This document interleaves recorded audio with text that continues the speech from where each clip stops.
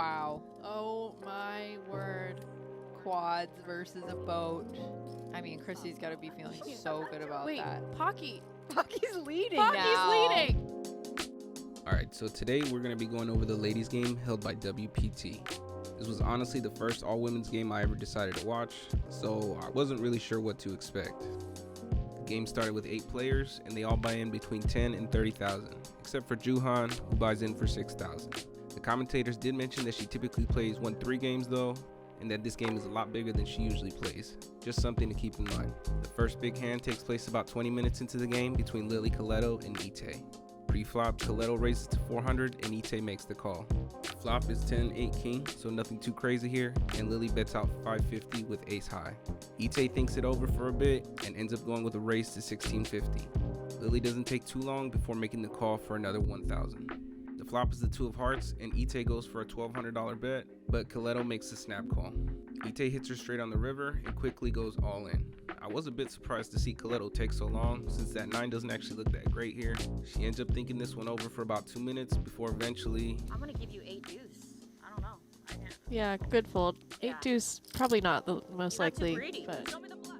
So she does end up letting this one go. I'm guessing she probably had a bit too much invested in the pot to let it go easy, but either way, still a nice fold. About an hour into the stream, Kiletto goes heads up against Xuan Lu. Pre-flop, Xuan raises to 1,200 and Lily makes the call. The flop is 10-9-2, so Lily takes the lead and Xuan bets out 1,000. Lily ends up making a snap call and the turn is the 8 of spades. This time Xuan bets out 2,300 and Lily makes another snap call.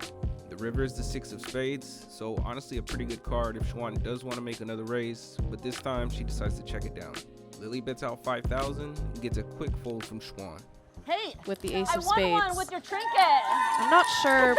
By the way, Kiletto did add on 20,000 to her stack, so at this point she's only up about 1,000. This next one, Lily bets out 900 pre-flop with ace jack, and she gets a call from Pocky with queen deuce of clubs. The flop is queen 4-2, all diamonds, so a pretty insane board so far. Pocky holding 2 pair but no diamonds, and Lily holding a pretty decent diamond with an ace behind. Pocky decides to bet out 600, and Lily makes the call. The turn is the ace of hearts, so Lily's hand improves a little bit and she decides to check. Pocky bets out 2,400 and Xuan looks a bit suspicious, but Kiletto does end up making a pretty quick call. The river is the 3 of clubs and this time Xuan bets out 7,000.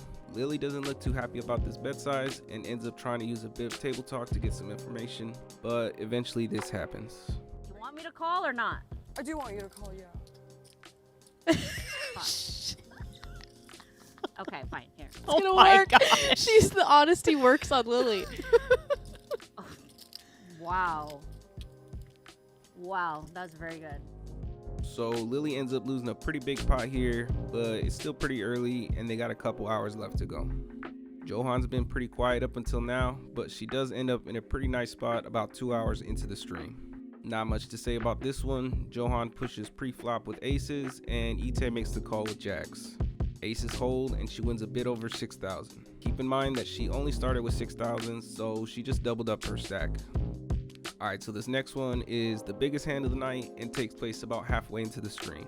This time we have Kiletto with pocket 4s against Kristen with pocket deuces. Pre-flop there's a raise to 300 and they get 3 callers. The flop comes out 2-5-4, so this time we have trips over trips. It checks down to Kristen, who decides to bet out 500, and Lily and Pocky both make the call.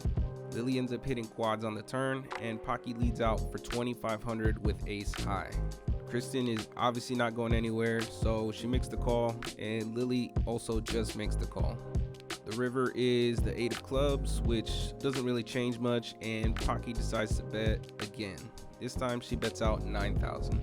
Kristen again just makes the call, and now Lily has to find a way to try and get the most value from her quads. She thinks it over for about 30 seconds before pushing all in.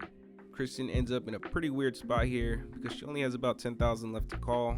Kiletto has made a lot of bluffs tonight, but one thing to keep in mind is that Kristen does have the absolute worst full house here. She ends up taking over 10 minutes and almost gets the clock called on her before finally deciding. The stuff she's saying is, yeah. Nice folds, Chrissy She finds B. the fold. Boat versus No, quads. Nice Folds hand. the boat. I feel like you might have had like I don't know. Sorry. So Kristen ends up making a really nice fold here, and I think this was one of the plays of the night for sure. Even though she did lose this hand, you know she was definitely happy when she saw that she saved herself an extra 10,000.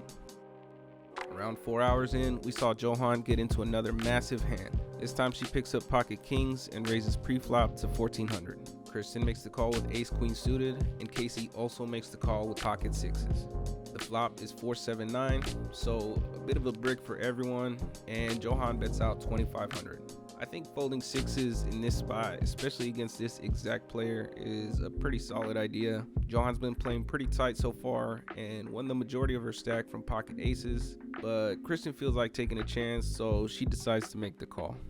The turn is the 5 of clubs, and apparently this card looks good enough because Kristen decides to go all in. Kristen does cover Johan, and remember that Allende doesn't usually play games with large buy-ins like this, so this is definitely not an easy call, even with pocket kings. Johan thinks this one over for about 2 minutes and eventually does make the call. They run the board 2 times, and she ends up winning both for a bit over 14,000. By the end of the night, there was only 2 players who would end up in the green: Lily Kiletto and Johan Allende. Lily made a bit over 22,000, with Johan making around 13,000.